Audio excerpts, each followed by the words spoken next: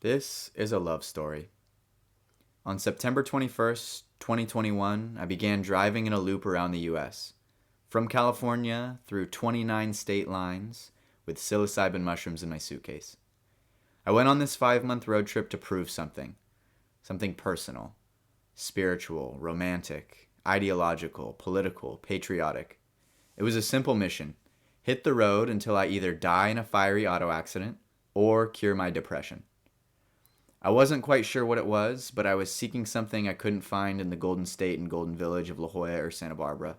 Couldn't find it at my job or the girls I was dating or Bitcoin or alcohol. Life, liberty, the pursuit of happiness. I packed whatever life I had into my old Lexus SUV, complete with a Tempur-Pedic mattress pad cut to size in the back. It took me 3 days to physically prepare my new home and a year to financially and psychologically prepare. But I didn't fear what was ahead. No, I was far more terrified of staying in the daily rut of numbness I had found myself in.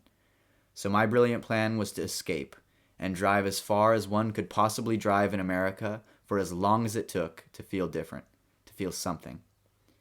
I wasn't even sure who I was waiting for to give me permission, but I'd never even given myself permission to take a sick day at work. Everything I did always had to have a purpose, because that's what I had to say to others when I was asked, "What are you up to? What do you do?" Living in their world of expectations, to be a winner in their eyes. But now my purpose was to not have a purpose, to see what happens without trying so hard to make things happen. The first stop solidified this notion. Almost nothing you do in Las Vegas is purposeful. In the movement of the crowds, the veneer of Sado royalty, at every pool party, at every poker table. Dionysus lurks under every palm tree lit up with 1,000 lights from below. It's easy to get drunk off the energy, especially drinking non-alcoholic Heinekens. The only thing on my calendar was a pre-booked session to surf an artificial wave in Waco, Texas, and this was within the first month of the trip. So with no destination and no end date, I now had the mental space to do whatever the hell it was I felt like doing. Liberty. Part 2. When you have little self-worth, you tend to think of yourself as a burden and are skeptical of things that bring you joy. Who is little old you to get what you want anyways?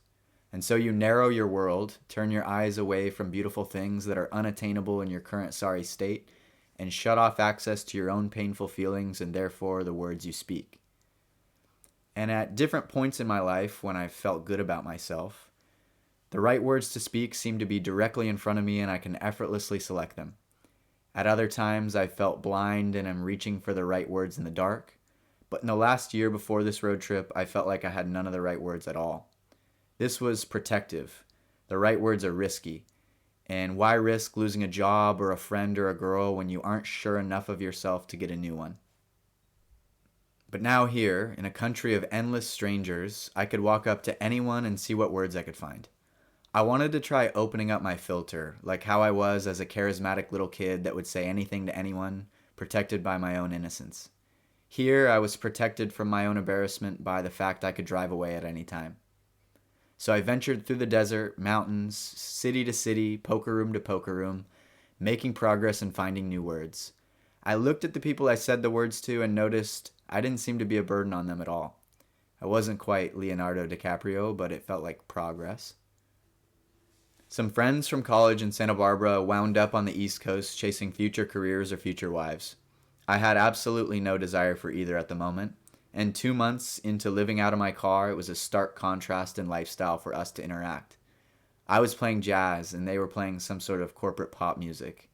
But by the end of the first night with them, the dissonance always bled into harmony, and each moment in each city I went to gave me more mana and experience points.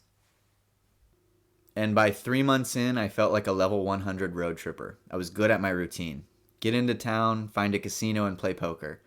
Find a gym and pay a guest fee for a workout and a shower. Find a restaurant for a steak and some Wi-Fi. Find a club or a bar to get loose. And ultimately find a home for the night. Only 32 out of the 119 nights I was on the road were spent alone in Walmart parking lots. But I never felt lonely. The vast majority of the time I was with old friends on spare couches, beds, and even yachts. Shouts outs to my generous and amazing friends. But with my car as a backup, I never felt paranoid about overstaying and left when the time felt right. A new perspective sunk in when I tragically dropped a hot dog I really wanted to eat in Montana, and I was too far from the stand to get a new one. With my face heating up and eyes swelling, I took a deep breath and acknowledged that this was the worst thing that had happened in 4 months.